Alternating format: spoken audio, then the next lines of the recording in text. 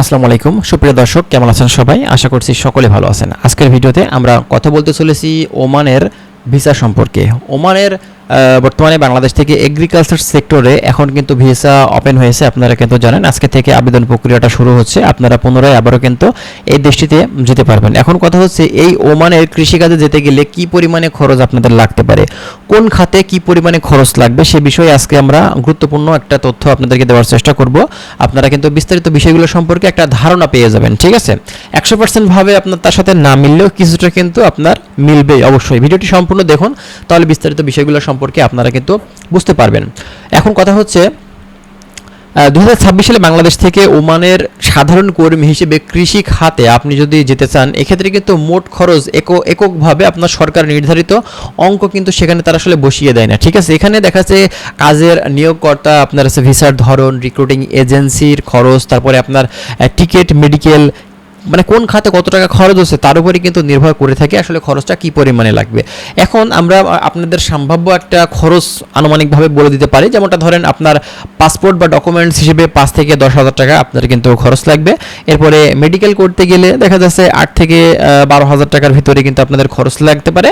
এরপরে police clearance বা অন্যান্য যে কাজগুলো থেকে থাকে সেখানে 1,000 থেকে 3,000 টাকার ভিতরে আপনাদের খরচ লাগবে। এরপরে ভিসা প্রসেসিং খরচ, যেটা কিন্তু আপনার হচ্ছে নিয়োগকর্তা বা চুক্তি অনুযায়ী আপনার এজেন্সির সাথে সেটা আপনি বুঝবেন। এবং বিমান টিকিট বাংলাদেশ থেকে 30 থেকে 50,000-এর ভিতরে কিন্তু লাগবে। এছাড়া কিন্তু আপনার রিক্রুটিং সার্ভিস বা অন্যান্য যে বিষয়গুলো সেক্ষেত্রে কিছু সংখ্যক খরচ কিন্তু অবশ্যই হতে পারে।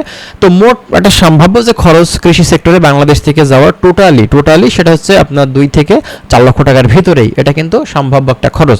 তবে এই 4 লাখের বেশি দাবি করলে খুব সতর্ক হয়ে কিন্তু যাচাই বাছাই করাটা উচিত, কারণ কৃষি ভিসা বলে দালালরা অনেক সময় অতিরিক্ত টাকা দাবি করতে পারে। গুরুত্বপূর্ণ আরও কিছু বিষয় আপনাদের জানা উচিত। ওমানের কাজের ভিসায় ওমানের রয়্যাল ওমান পুলিশের অফিসিয়াল তথ্য অনুযায়ী ওয়ার্ক ভিসা সরকারি ফি কিন্তু অনলি 20 ওমানি রিয়াল, কিন্তু এটি বাংলাদেশ থেকে একজন কর্মীর মোট যাওয়ার খরচ কিন্তু নয়। এর বাইরে শ্রম মানে অনুমতি, মেডিকেল ডকুমেন্ট, তারপরে বিমান টিকিট, রিক্রুটমেন্ট ইত্যাদি খরচ কিন্তু থাকতে পারে। 2026 সালের শুরুতেই ওমানের বাংলাদেশি আনস্কিল ও সেমি স্কিল ওয়ার্কারের নতুন ওয়ার্ক ভিসা কিন্তু স্থগিত রেখেছিল। জানুয়ারি 2026-এ ওমানের শ্রমমন্ত্রী বাংলাদেশের জন্য এসব ওয়ার্ক ভিসা পুনরায় খোলার বিষয়ে কিন্তু আমাদেরকে আশ্বাস দিয়েছিলেন। তাই আপনি যদি সাধারণ কৃষি শ্রমিক ভিসাতে যদি সেখানে যেতে চান, টাকা দেওয়ার আগে অবশ্যই কিছু বিষয়গুলো অবশ্যই আপনাদের কিন্তু নিশ্চিত করতে হবে। যেমনটা ধরেন আপনার নামের আসল ওয়ার্ক পারমিট ভিসা আসলে হয়েছে কিনা, তারপরে ভিসার পেশাটা আসলে কি আছে, আপনাকে কৃষি ভিসায় নিয়ে যাচ্ছে কিন্তু আপনাকে অন্য কাজের কথা বলছে কিনা, ওমানের নিয়োগকর্তা বা কোম্পানি সত্যি আপনাকে নিয়োগ দিয়েছে কিনা, চাকরির লিখিত এমপ্লয়মেন্ট কন্ট্রাক্ট পেপার আপনার সাথে দিচ্ছে কিনা, এরপরে বেতন কতটা তারা দিতে চাচ্ছে আপনাকে, বা আপনার কন্ট্রাক্ট পেপারে কত লেখা আছে, থাকা খাবার কোম্পানি দিবে কিনা, বিমান টিকিট কে দিচ্ছে, আপনাকে দেওয়া লাগবে নাকি কোম্পানি থেকে দিবে, এটাও কিন্তু গুরুত্বপূর্ণ বিষয়। মেডিকেল, ভিসা, রিক্রুটিং খরচের কোনটা আপনার কাছ থেকে নেওয়া হচ্ছে সেগুলো কিন্তু একটা গুরুত্বপূর্ণ বিষয়। বিএমইটি সরকারি প্রক্রিয়ার মাধ্যমে যাচাই বাছাই হচ্ছে কিনা, এগুলো কিন্তু গুরুত্বপূর্ণ বিষয়।